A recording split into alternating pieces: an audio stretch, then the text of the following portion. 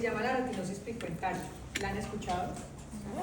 Esa es la más frecuente dentro de las distrofias retinales que no son tan frecuentes.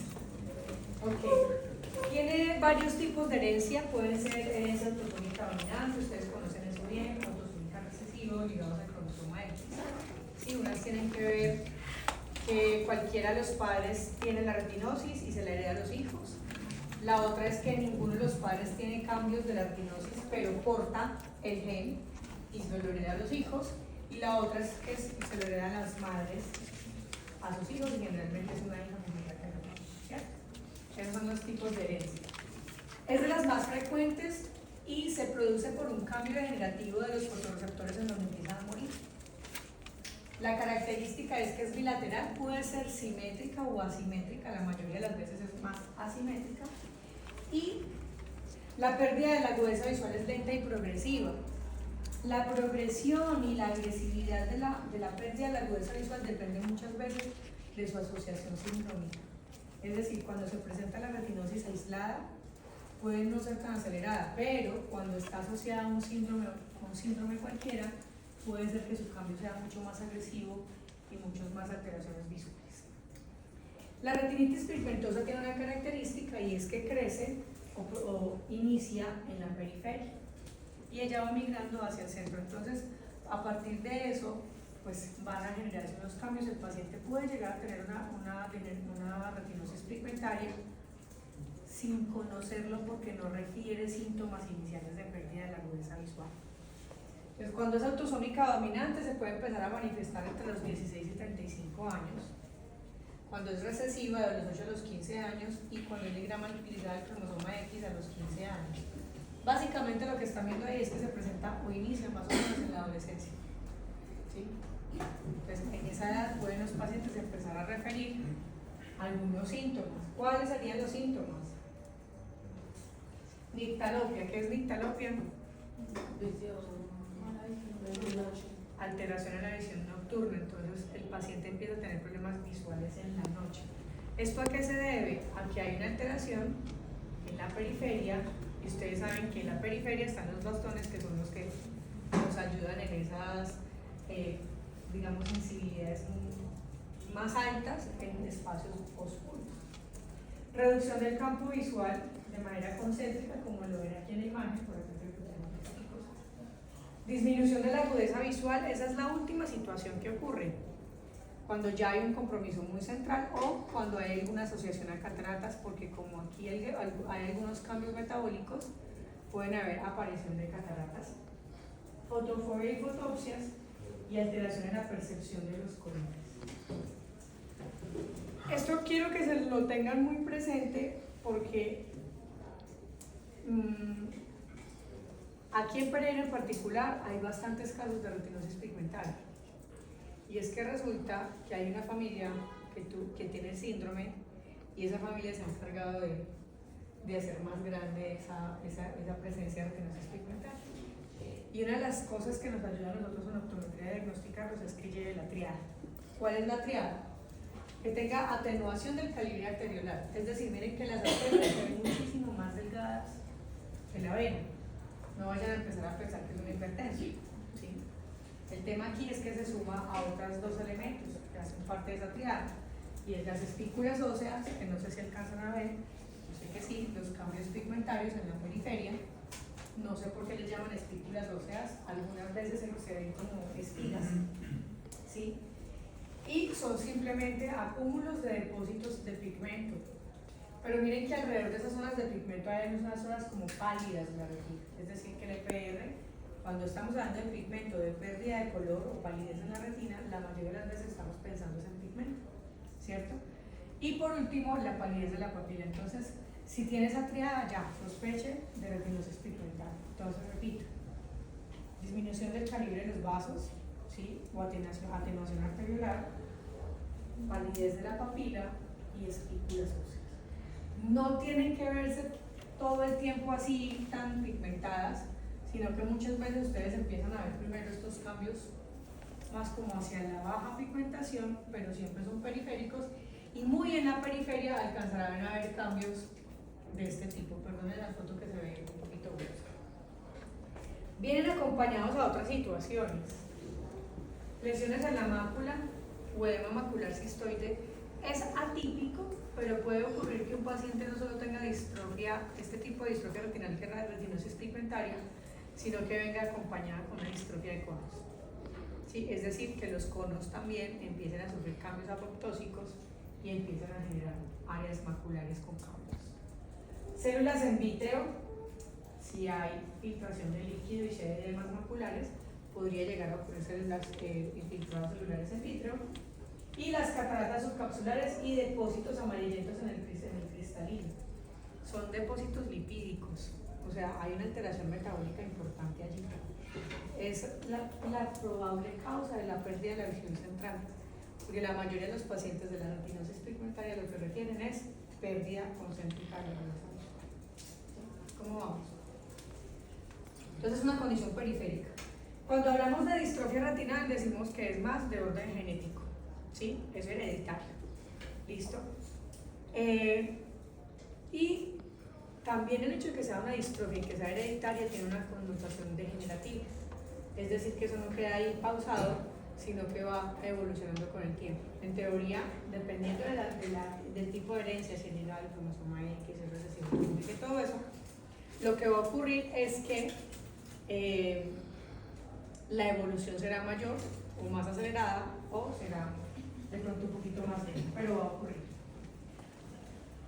Eso es lo que yo les digo, las asociaciones sindrómicas, es decir, hay algunos síndromes que vienen acompañados con retinosis pigmentaria.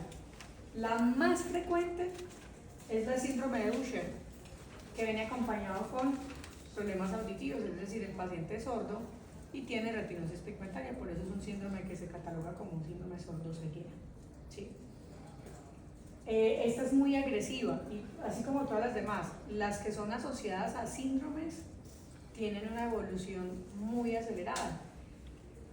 Vuelvo y repito, aquí en Pereira hay 2 hermanos que los papás murieron ciegos, ¿sí? Murieron jóvenes, y ellos los dos hermanos tienen retinosis pigmentaria y son sordos, ¿sí? El hermano que es mayor, el hermano mayor, tiene una retinosis pigmentaria mucho más evolucionada que la hermana y el hermano ya no ve. Es decir, el hermano ya quedó en ceguera total, ¿cierto? Con sordera. La hermana tiene pérdida de la agudeza visual y reducción del campo visual de manera concéntrica. La forma de comunicación de ellos es a través de las manos. ¿Sí? Los sordos hacen lenguas de señas. Pero el hermano, como no ve, le toca cogerle las manos a la hermana para poder reconocer qué señas está haciendo y poder entender lo que ella dice. ¿Sí? Entonces, imagínense, aquí hay otra invitación, yo no lo he hecho y tengo que hacerlo, es un compromiso que tengo conmigo y con mis pacientes. Ojalá todos supiéramos el lenguaje de señas. Porque imagínense lo complejo que es hacerse entender con un paciente que es sordo y está perdiendo agudeza visual. Eso lo hacen en el Luz y Tejada aquí en Pereira o las gobernaciones en cualquiera de los lugares donde ustedes estén, vale la pena. Yo no lo he hecho por tiempo, pero sí es un compromiso que tenemos. Aprender lenguaje de señas, al menos lo básico. ¿Sí? Porque a mí este tipo de síndromes nos afectan y cuando tenemos una situación así es uno tratando de hacerse entender con el paciente, lo cual es muy complejo. Hay otros síndromes un poco frecuentes ya, síndrome de Bardet-Biedl, que además de la retinosis pigmentaria, pues la característica física del paciente es que tiene polidactilia, es decir, que tiene dedos supernumerarios. ¿Sí? Obesidad y hipoplasia genital, es decir, una alteración en el desarrollo de los genitales, nefropatías y problemas de aprendizaje. Hay otra como el síndrome de Senior-Loken, que es una enfermedad renal y la distrofia retinal. Entonces, es decir, que son pacientes que tienen un pronóstico de vida disminuido y ya su condición visual, por estar asociada a un síndrome, genera una aceleración mucho mayor y una pérdida de agudeza visual a temprana edad. ¿Listo? Entonces también para que reconozcan estos síndromes. ¿Cuál es el manejo? Yo creo que vamos a coincidir en todas las distrofias, en la mayoría de las alteraciones que hemos visto a nivel de la retina, que el manejo al final termina siendo rehabilitación por baja visión. ¿Sí? Solo que en esos casos en particulares están condenados a eso. Perdónenme la expresión de condenado, suena muy fea, pero cuando yo tengo una retinopatía diabética, el paciente no estaría condenado a eso si es juicioso con su dieta, su control metabólico y si se detectan los cambios vasculares a tiempo. Es decir, que se puede frenar su progresión. Necesitamos colaboración muchísima del paciente y nosotros que estamos en esa línea de diagnóstico. Es decir, que se puede evitar la ceguera. En un glaucoma, digamos que en teoría también, en un glaucoma, si el paciente se diagnostica a tiempo y si se trata a tiempo y si el paciente tiene continuidad en el tratamiento, es posible que nunca sea ciego, ¿sí? Aunque sabemos que es una de las primeras causas de ceguera en el mundo. Pero enfermedades como las distrofias, ¿quién las frena? Si cuando se diagnostican igual ya se sabe que son degenerativas y evolucionan. Es decir, que no hay cómo frenarlas, así estén haciendo en este momento en Estados Unidos, en Europa, estudios para inyectar virus en retina, para cambiar el genoma, para cambiar el ADN y no sé qué cosas y todo eso, no lo han logrado.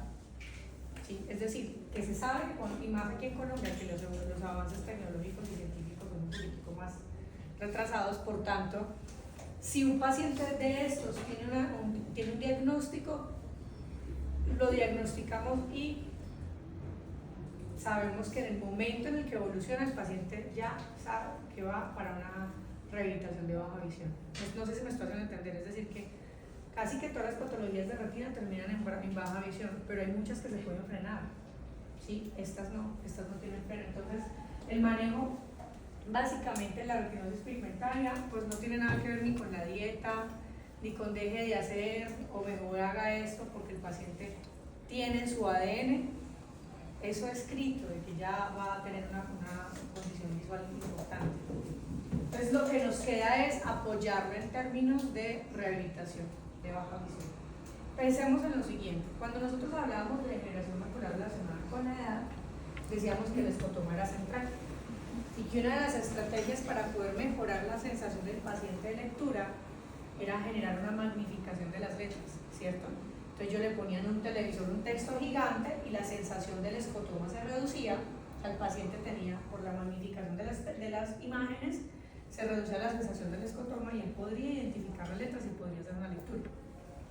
Ahora piensen en la inversa. Imagínense que el paciente tiene una reducción concéntrica en su campo visual. ¿Cuál es mi intención? Si yo magnifico las letras, ¿qué va a pasar? Que se va a ver una letra muy grande en un espacio muy reducido, por tanto el paciente no la va a reconocer. Entonces tendríamos que hacer lo contrario, magnificar las cosas, es decir, reducir el tamaño de las cosas al punto de que si yo reduzco estas imágenes voy a tener una percepción un poquito mayor del entorno. Es decir, que algunos de esos pacientes con lentes o con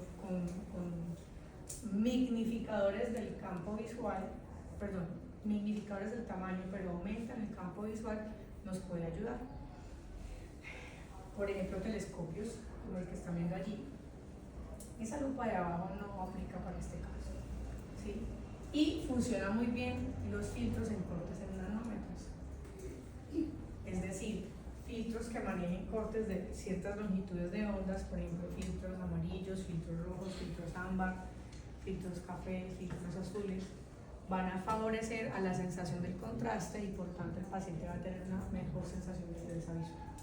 Hasta que pues ya llegue a la ceguera, que ya llegando a la ceguera pues el manejo serán ayudas no ópticas, es decir, el bastón, ¿sí? El braille y todo lo demás, pero mientras conserve la visualización nos podemos ayudar con ayudas ópticas como lupas, magnificadores o magnificadores, filtros, entre otros. La retinosis pigmentaria realmente tiene o sea, todas las distrofias que estamos pues, aquí mencionando tienen un complejo, una compleja explicación fisiopatológica. Es decir, si miramos la minucia de la fisiopatología, hablan del cromosoma, del gen, de los 100 genes que se han descrito, pero pues mi intención no es esa.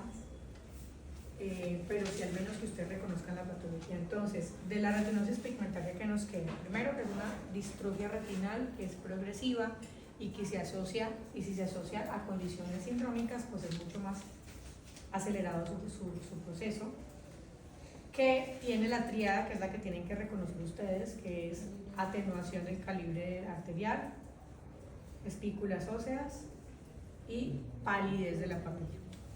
¿Listo? Hay otras asociaciones, como por ejemplo una catarata, pero los síntomas más frecuentes que va a generar esto es nictalopia, ¿sí? Alteraciones en la percepción del color, reducción del campo visual y por último la ceguera. Otra distrofia, pero esta ya no es periférica, sino que es macular, ¿sí? Es la distrofia macular viteliforme del Best. ¿La han escuchado? La retinosis sí la habían escuchado. Listo. La de Best no.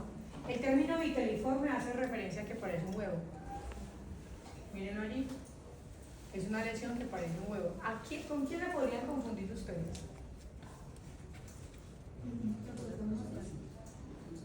Ok, hasta un retinoblastoma, ¿no?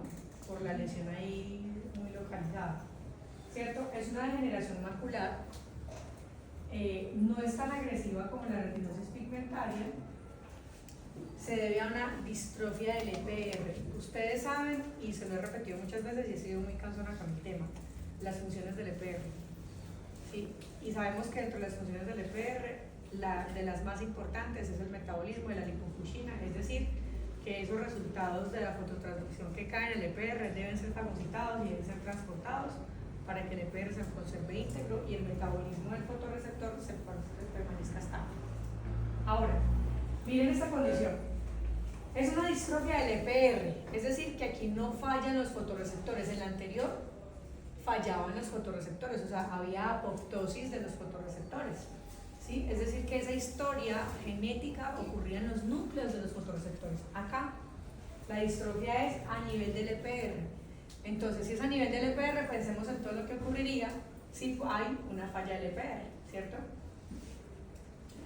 Es de orden más que todo autosómica dominante y aquí les hice un resumen. Esto es una cosa bastante compleja. Está implicado un gen, ¿sí? Es del que maneja el cromosoma 11q12, que codifica la bestrofina. La bestrofina es la responsable del transporte de los elementos lipídicos. Ustedes saben que la lipofuscina tiene lípidos, ¿sí? Tiene lípidos. Por tanto, si está fallando la bestrofina, que se encuentra en el EPR, pues va a empezar a haber un acúmulo de lípidos. ¿A qué nivel? A nivel del EPR. ¿Sí? A nivel del EPR. ¿Listo? ¿Qué síntomas? La ventaja es que casi no hay síntomas. Es decir, que el paciente puede tener una agudeza visual casi conservada o una alteración muy mínima de la agudeza visual. Por eso no es tan agresiva como la retinosis pigmentaria, ¿sí? Puede llegar a tener metamorfoxias. Claro, ustedes vieron que la imagen que les mostré era una lesión que se aprecia levantada, ¿sí? Es más, hasta alcanzan a apreciar ustedes algunos vasitos por acá que se ven elevados, ¿sí? Eso sería la consecuencia de una metamorfoxia, pero una agudeza visual. Ni siquiera habrá escotoma central, ¿sí? No va a haber escotoma central. Entonces, tiene varias etapas. Ojo, la primera etapa previteliforme, es decir, el ojo normal. Tiene un aspecto normal, aunque puede tener algunos cambiecitos maculares muy pequeños, pero el ojo en teoría se ve normal. El paciente te puede referir disminución de la agudeza visual, yo voy y hago refracción, no encuentro un defecto de refracción, o a pesar de la refracción no encuentro cambios. Toda la retina está bien y en esta fase casi que es muy difícil que alguien haga el diagnóstico, porque a nadie se le ocurre en un fondo de ojo tan sano, con una disminución leve de la agudeza visual, es porque está manifestando o está iniciando una patología degenerativa, ¿sí? Pero a este nivel, si se le hace un electroculograma, ya se va a encontrar alterado. Nosotros hemos hablado de electrofisiología ocular alguito, ¿no? ¿No? Sí, al principio. ¿Qué les decía? El electroretinograma, ¿qué hace? Estudia los impulsos eléctricos que salen de la retina, es decir, la respuesta eléctrica de la retina. El electroretinograma. Los potenciales visuales evocados que hacen, estudian la vía visual, es decir, estudian cómo esos potenciales eléctricos viajan hasta la corteza visual primaria. Y el electroculograma. Sí, señora. Sí, señora. Estudia la respuesta del EPR. ¿Sí? Entonces, ¿por qué aquí se hace un electroculograma y no un electroretinograma? A este nivel, estamos hablando de que es una distrofia del EPR. a este nivel, en el que el paciente no tiene cambios visuales en el fondo de ojo, el electroretinograma va a salir normal, porque no son los fotorreceptores los que están fallando, es el EPR. Pero el electroculograma sí puede estar mostrando algunos cambios. ¿Listo? Entonces miren, lo importante conocer, porque me pasa mucho en la clínica, en la unidad oftalmológica, la pasa mucho, y a mí me da mucha risa porque los estudiantes mismos que están allá haciendo práctica se dan cuenta antes que el mismo oftalmólogo. Que el oftalmólogo, y no lo digo por ellos en particular, en muchas partes, mandan exámenes a la UIA, a ver con cuál examen le pegan. No le ponen muchas veces, no digo que todos, y no digo que todo el tiempo, pero muchas veces mandan exámenes porque sí, a ver con qué le pegan, pero no le dan sentido, no le dan coherencia a los exámenes y al propósito del examen. Entonces, por ejemplo, mandan una OCT en una catarata. Dice el muchacho estudiante, profe, es que no ve, pues no ve porque pues, en la catarata no va a pasar la luz. Ah, pero entonces, ¿por qué le mandan OCT? Se escribe en la historia clínica, ¿por qué el OCT no se ve? Entonces, denle sentido a esto, si es una alteración del EPR, es el electroculograma el que se debe hacer, no ni un potencial visual, no, porque el paciente está reportando buena agudeza visual.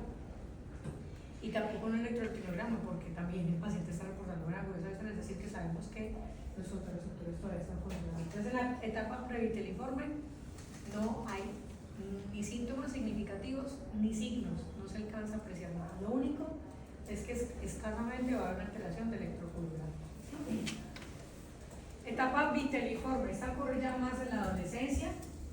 ¿Y qué aparece allí? Pues como si fuera una yema de huevo. ¿Sí? Una lesión como si fuera una yema de huevo.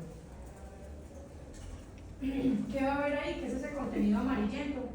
Lípidos, es decir, que va a haber acúmulos de lipofucina.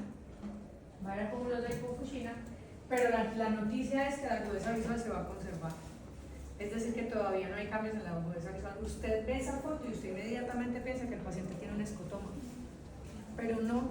Resulta que esa lesión se encuentra por debajo del EPR. Entonces se levanta el EPR con retina, los fotorreceptores siguen obteniendo nutrientes del EPR, o sea que lo máximo que podrá ocurrir es una metamorfosia, pero los fotorreceptores no están fallando, por tanto no hay escotoma. ¿Sí? Es decir, que el paciente puede conservar todavía su agudeza visual normal. Y ese es el aspecto. ¿Qué exámenes usted indicaría en este tipo de situaciones? Una ecografía. Ay, explíqueme. ¿Ecografía por qué? Pues porque hay un medio opaco al fondo, ¿no? Pues ya alcanzó el resto de la retina. Pero es que me gusta su intención, porque es que lo habíamos hablado, es que a usted, aquí es porque estamos hablando ya de la distrofia retinal, pero en serio, pónganse las manitos en el corazón. A usted le llega un paciente a consulta y usted piensa que es una distrofia. No, usted siempre primero considera todas las opciones y lo último una distrofia, y eso porque si acaso se acuerdan de una distrofia, porque como son tan poco frecuentes uno casi no las piensa. Entonces, no me parece descabellada la ecografía simplemente por el hecho de que si usted tiene esa imagen así, usted podría estar pensando en que a lo mejor no es una distrofia, sino que de pronto es un tumor. O sea, que no me parece descabellado. Lo digo por el lado que no es. Pero pensando en una lesión así, si yo me encuentro una lesión así, yo también indicaría una ecografía. Porque yo quiero saber si eso tiene proyección hacia atrás. ¿Sí? Ahí estoy desconectada de la presentación, es decir, aquí sé que estamos hablando de distrofias, pero yo veo esa foto y yo podría mandar una ecografía pensando en la proyección, ¿cierto? Sabemos que la ecografía aquí no aplica porque es una distrofia y que sabemos que es del EPR y que sabemos que eso no va a tener progresión hacia atrás. Los que dijeron OCT, ¿por qué mandarían el OCT?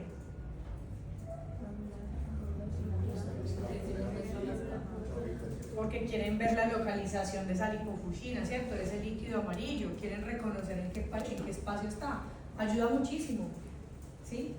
A saber si el EPR está continuo, si está por encima del EPR, si está por debajo del EPR, ¿sí? Es una buena idea. Y angiografía.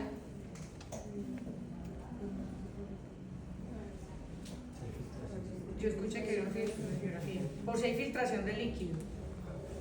Ok.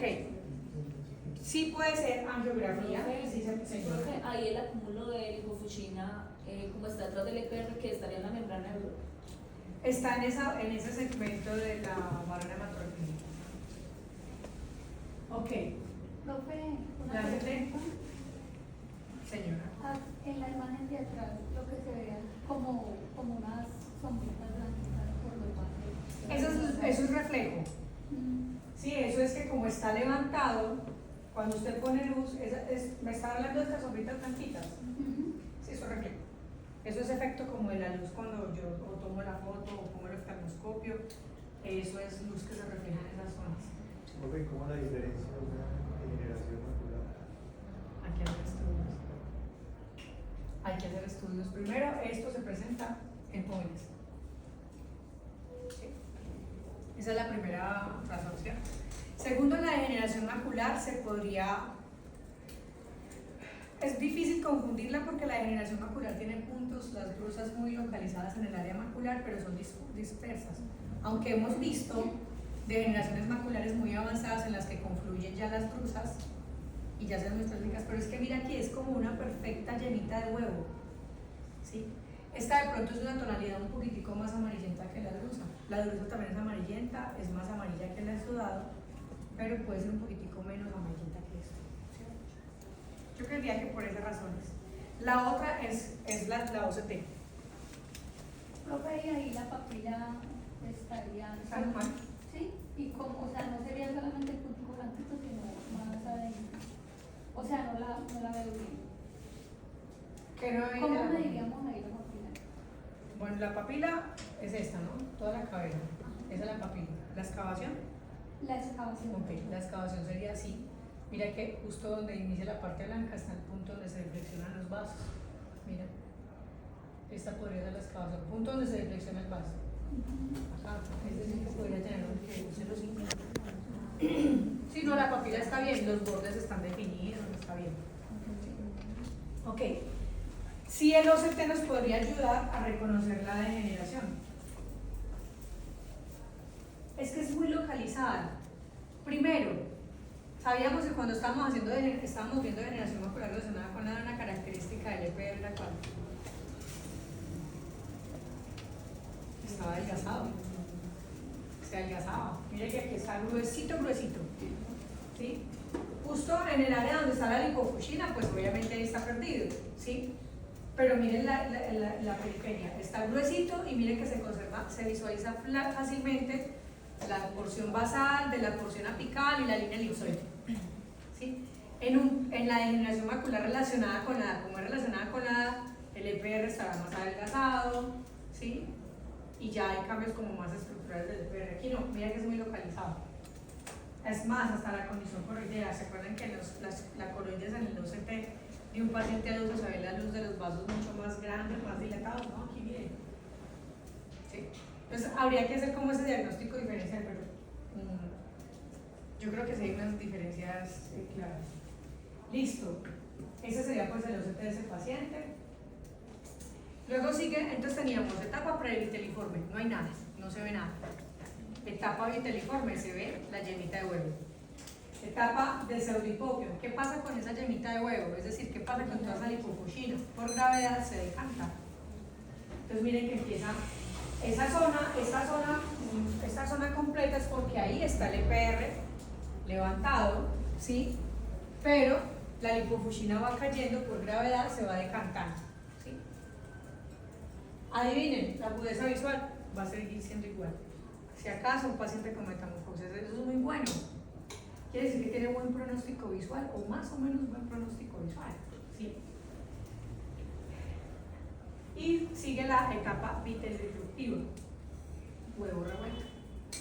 Es decir, que ya la yema no está densa, sino que ya se empieza a difuminar en toda la sección. Lo que está ocurriendo allí es que se empieza a reabsorber la lipofuchina, lo cual también es muy bueno, ¿sí?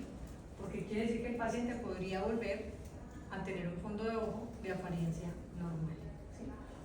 La agudeza visual va a estar igual conservada. No sé si alcanzan a reconocer que los vasos a ese nivel, eso es un área levantada y los vasos a ese nivel cambian su trayectoria, ¿cierto? Está claramente levantado.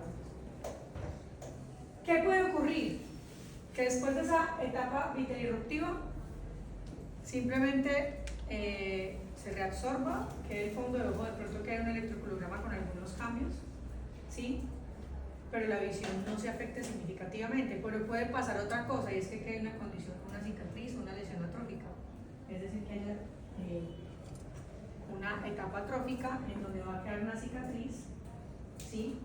Como una placa, se pierde la lipofuscina, ya no está ese aspecto de yema de huevo, se pierde esa lipofuscina, pero queda una zona de atrofia, ¿sí? Ahí sí va a haber una disminución de la agudeza visual importante. ¿Cómo sería la presentación o el síntoma del paciente? Escotoma central, ¿sí? Puede también ocurrir lo que el compañero pensaba ahorita, si hay una alteración del EPR. ¿Qué puede ocurrir? Una membrana neovascular correctiva. O sea, no hubo una recuperación del EPR, el EPR quedó discontinuo, se perdió la barrera hematorretinal y empieza a haber una migración de tejido neovascular hacia la superficie, membrana neovascular. Pero estas son opcionales.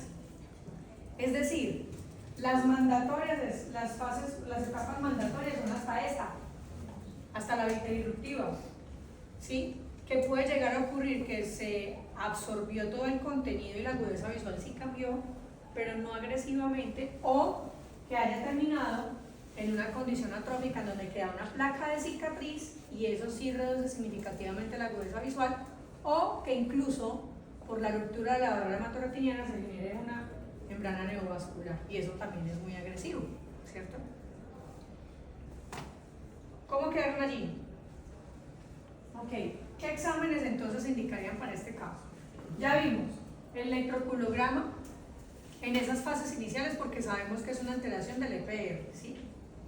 Electroretinograma sí se podría hacer, pero ya en estadios más avanzados para determinar si ya hay compromiso incluso de los fotorreceptores. Pero el que más va a ser alterado es el electroculograma. Angiografía, por ahí lo dijeron y no fueron capaces de reconocer y de decir por qué. Por aquí estaban comentando, ¿sí? Que había una posibilidad de filtración de líquido, claro. Toda esa zona viterirruptiva, pues lo que va a mostrar es un acúmulo de líquido. Entonces la fluoresceína, la angiografía va a servir bastante. Pruebas de alteración del color, claro, pues hay un cambio en la retina, seguramente van a haber alteraciones en la percepción del color. Rejilla de Andler, ustedes ya la conocen, es para evaluar 10 grados centrales a nivel del área macular, muy útil en este tipo de casos. Ahí se pueden detectar las pequeñas metamorfosias, ¿sí? Quiero hablarles un poquitico más del electroretinograma y el electroculograma. En el electroretinograma, ¿sí? Hay dos tipos. Hay electroretinograma, es que tengo la boca seca y estoy hablando como enredada. En el electroretinograma, hay dos tipos. Un tipo focal, es decir, que te muestra las ondas de conducción de los potenciales eléctricos muy puntuales. Y hay uno electroretinograma que es multifocal, es decir, que muestra ondas de corrientes eléctricas en toda la extensión. Si es una lesión localizada en el área macular, pues muchas veces indica el electroretinograma focal, porque saben que van a estudiar solamente un punto, un segmento. Pero muchas personas prefieren hacer el multifocal, y este que ustedes tienen acá es un resultado de un multifocal. Miren que a nivel de la retina periférica hay respuesta, es decir, se ven las ondas. ¿Ustedes recuerdan la fototransducción? Hiperpolarización, despolarización, ¿cierto? Hiperpolarización del fotorreceptor, despolarización de las bipolares y ya de en adelante las desniveles, las revoluciones, las amarillas. ¿Listo? Entonces se ve la respuesta, pero miren el área macular, tiende a ser plana. No hay casi esos picos grandes, sino que tiende a ser plana. Eso en el electroretinograma. El electroculograma, ¿cómo funciona el electroculograma? Se pone en una cámara como si fuera un campo visual, ¿sí? Se pone hay un punto acá y otro punto acá que emiten luz. El paciente va a estar quieto y a él se le ponen unos electrodos en los cantos, en córnea y un electrón en la corteza occipital. ¿Sí? ¿Qué se va a medir? La respuesta eléctrica corneofundal, es decir, de la córnea, que la córnea también emite algunas respuestas eléctricas, y el fondo de ojo, corneofundal. Entonces, el paciente está derramado y le van a mostrar destellos. Una luz pin, se prende, pin, pin, pin, se prende a los lados y el paciente tiene que estar moviendo los ojos, siguiendo los destellos cada vez que se iluminan. Eso se hace en condiciones de oscuridad y en condiciones de iluminación. Y se miden los picos de respuesta más bajos en oscuridad y los picos más altos en condiciones de iluminación. A eso se le hace una fórmula simple.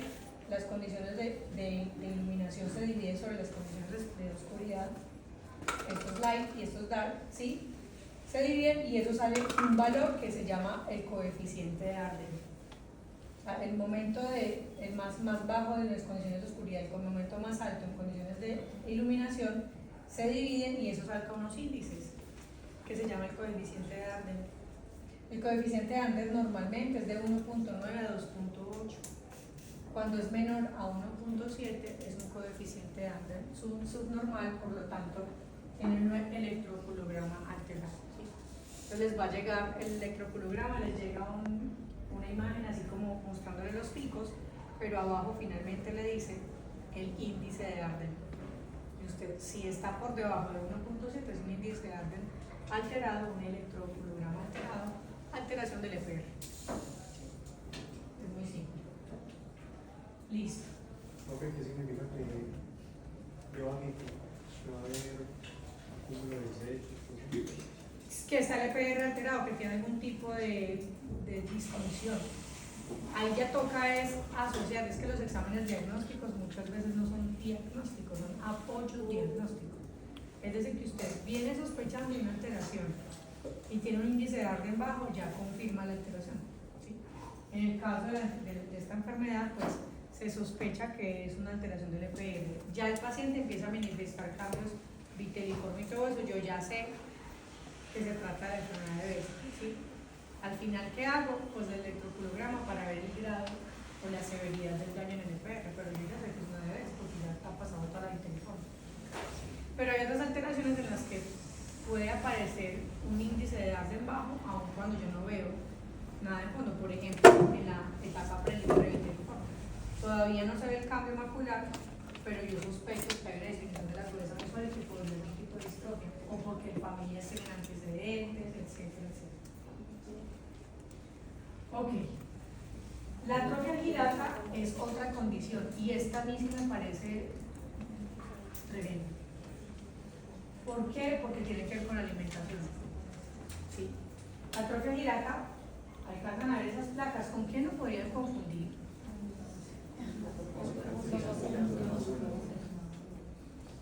¿Con fotocoagulación láser? No. ¿Es en serio?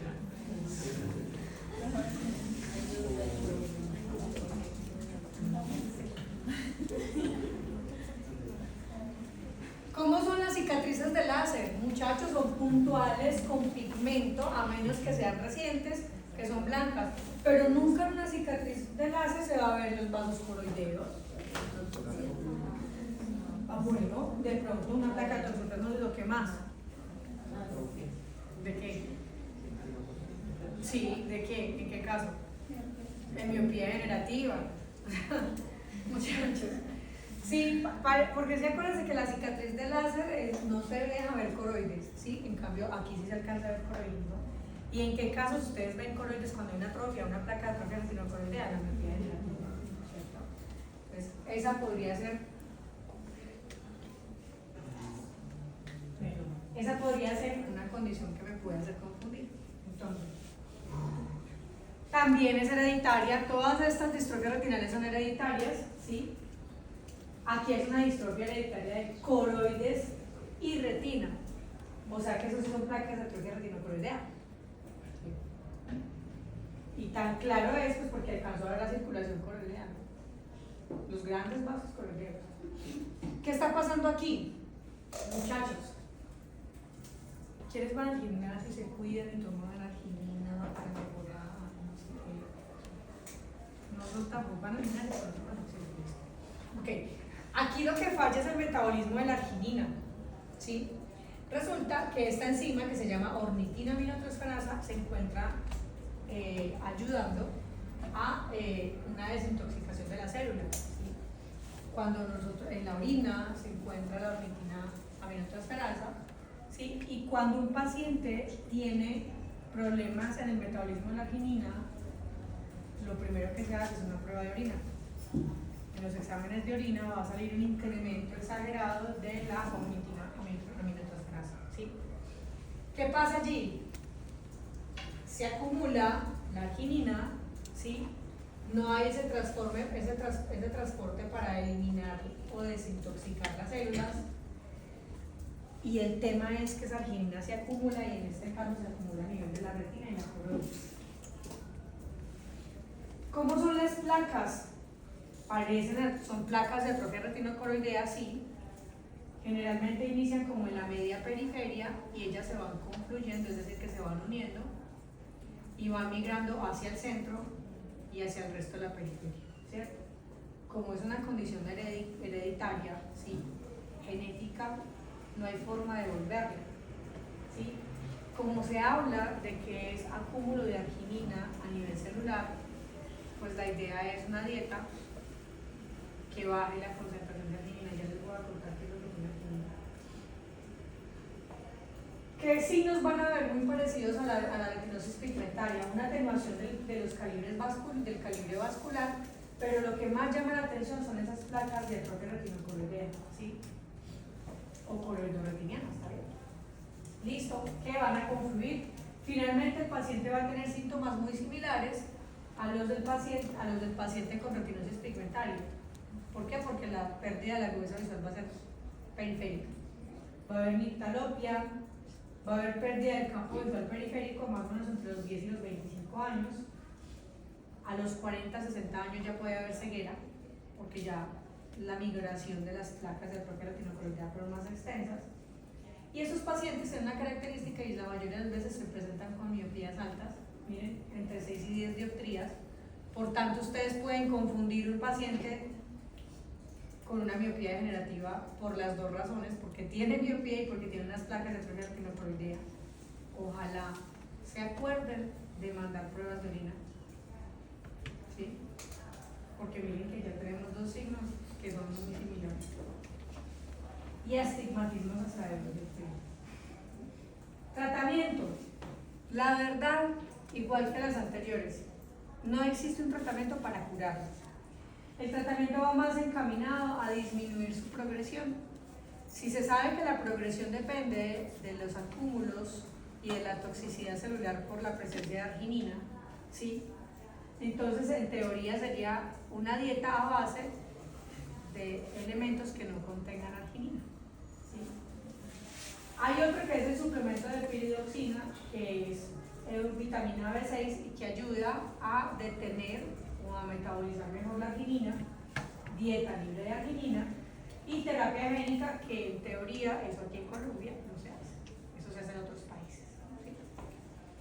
¿Qué tiene arginina? Ah, mira que no está aquí.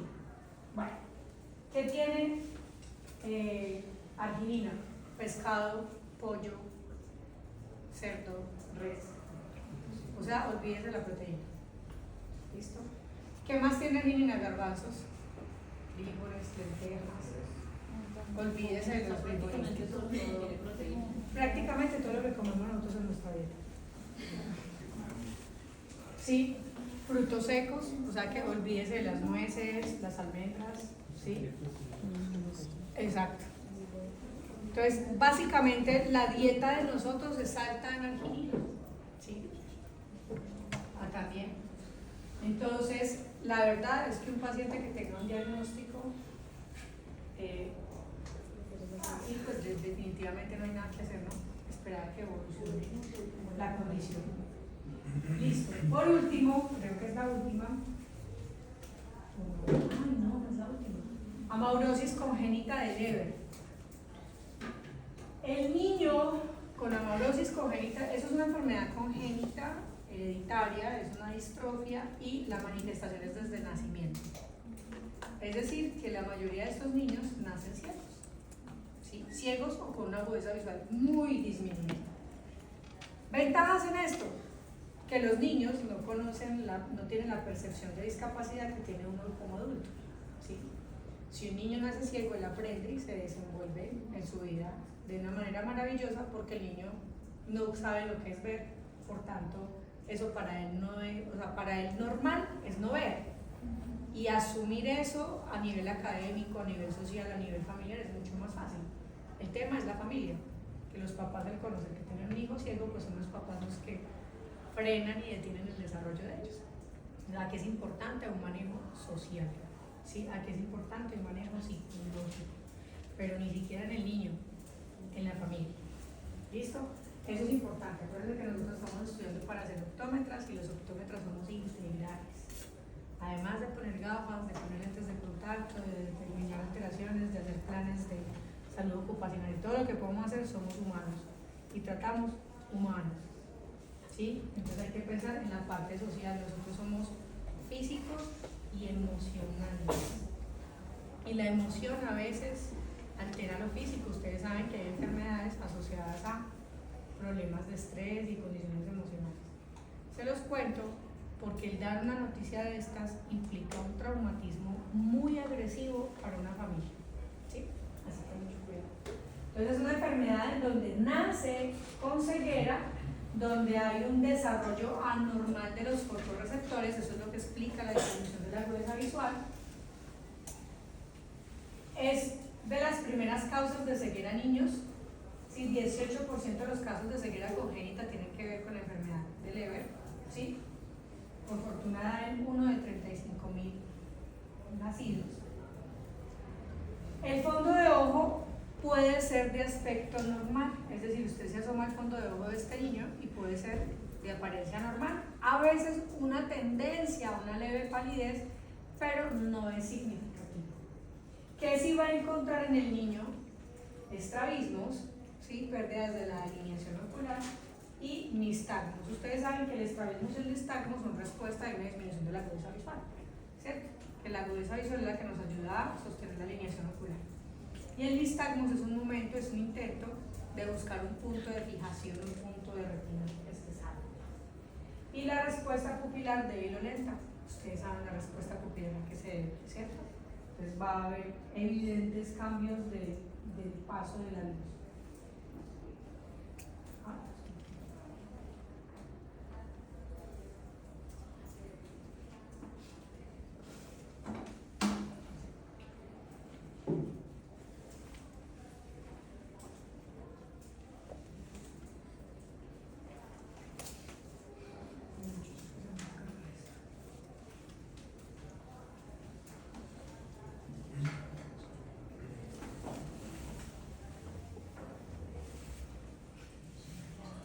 Ok, ¿qué signos? Yo creo que ustedes han visto por ahí niños así en videos al menos, o alguien con un niño en la calle, no sé, con los ojos hundidos. O no sé si han visto pacientes que son ciegos y que los ojos se los ven hundidos. Puede ser que tengan historia genética que haya sido de nacimiento la ceguera. Hay un signo muy famoso que se llama el signo oculodigital de Franceschetti, ¿sí? Que es un signo en el que el niño cuando nace encuentra que al hundirse los ojos fuerte, apretarse los ojos y rascarse, o sea, a ese nivel, miren cómo se mete el dedo en la órbita, ¿sí? Rascarse fuertemente genera un estímulo luminoso y para ellos eso es atractivo. Es decir, imagínense que un niño nazca con NPF, ¿sí? Y que al hacerse indentación ocular fuerte se sientan unos destellos luminosos. Eso le llama la atención y en el momento en que encuentra que al hacer indentación hay destellos luminosos, pues lo sigue haciendo. Entonces imagínense que después de este proceso lo primero que va a ocasionar es que genera los globos oculares hundidos, es decir, enoftalmos, ¿no? El ojo se ve más adelante. Y segundo, pues por la fricción fuerte mecánica, pues va a generarse queratopia. Más adelante, o incluso puede estar asociado a cataratas congénitas, ¿sí? No tiene nada que ver con el síndrome de Franceschetti, sino que es un signo adicional de la enfermedad. Entonces son esos niños que ustedes ven con los ojitos hundidos y que tienden a moverse y molestarse mucho los ojos. ¿Qué puede ocurrir? Ya les dije, cuando el niño nace con un fondo de ojo normal, pero con la edad pueden empezar a ocurrir esos cambios. Miren la foto. Atenuación de los vasos, es decir, que los vasos van haciéndose de un calibre mucho más delgado. Palidez del nervio óptico, miren la imagen. Edema papilar, no sé si alcanzan a ver ese halo como alrededor de la papila muy definido, ese es el edema papilar. Punteados amarillentos, miren que el fondo de ojo no es ese color rojo, naranja parejito, sino que se ven como muchos punticos blanquitos, ¿sí? O amarillentos. Pigmentación en espícula similar a la retinitis. Pueden encontrarse en la periferia algunos cambios pigmentarios como si fuese una retinitis pigmentosa, ¿sí? Pero esto no se detecta en el momento del nacimiento, sino que esto ocurre al final. ¿Qué exámenes ustedes indicarían en un paciente así? El OCT potenciales visuales. Electroculograma puede ser. Saben entonces que es una alteración de los fotorreceptores, ¿no? O sea, ¿qué estudio me genera mejor respuesta? O sea, me evidencia mejor la respuesta de los fotorreceptores. El electroculograma. Entonces, más que el OCT, mejor el potencial visual evocado y el electroretinograma. ¿Qué necesitamos saber? Imagínense que llega un niño a su consultorio y usted no alcanza a reconocer la disminución de la agudeza visual del niño porque el niño no le va a reportar partición. De pronto el niño, vuelvo y repito, el niño no necesariamente sale NPL, puede ser que el niño tenga una agudeza visual de 20/400, ¿sí? Que es muy disminuida, pero que el niño le siga el movimiento de su cara y que si usted se para al frente el niño le sonríe, ¿sí? Usted dice, ah, pues ve. Pero ¿cómo hago yo para reconocer la disminución o la conducción de ese estímulo visual hacia la corteza visual con los potenciales? Entonces en este caso es muy importante el potencial visual evocado y el electroretinograma porque sabemos que es una alteración más que todos los fotorreceptores. Y eso que rodea la papila. Es el lado del edema papilar. Se ve muy raro porque se ve la papila de bordes definidos, pero se ve esa placa oscura ahí. ¿Es todo eso? Sí, es esa placa. Sí. Listo. A veces también pueden hacer con colobomo macular, es decir, que hay falta de tejido, miren que se alcanza a ver la corriente, ¿con quién la pueden confundir? Ahí sí, con una toxoplasmia. Pero eso es un estafilococo, perdón, un colobomo. Y una maculopatía en ojo, y miren que parece un ojo, que es una zona central muy roja y una periferia con cambios vasculares, con cambios pigmentarios muy similares a las distrofias del coxis, ¿sí? Que son localizadas a nivel de la neurona. La agudeza visual puede ser entre 20 y NPL, ¿sí? Y dependiendo de eso, pues ahí está la confusión, ¿no? Porque un niño con una agudeza visual de 20-70 le responde, es decir, que puede parecer normal, pero estar cursando con una distrofia retinal. Sí, sí era la última. Ah, sí, sí era la última. Entonces, estas son las más frecuentes. La más frecuente es la retinosis pigmentaria, se la recomiendo. Voy a subir esto a la plataforma porque esta presentación la hice ayer. Y lo único que quería era mostrarles que hay algunas distrofias que sí vale la pena que las reconozcan. Hay muchísimas distrofias retinales. Entre otras, una de las que sospecho en el caso de tu paciente. ¿Sí? Hay distrofias que aparecen muchas en la infancia, otras en la adolescencia y muchas en la edad adulta. Así que ojo, porque no todas las patologías son las que naturalmente conocemos, las retinopatías diabéticas, hipertensivas y todo. Para terminar entonces, muchachos, estamos con muy buen tiempo, por favor se hacen en parejas. ¿Sí?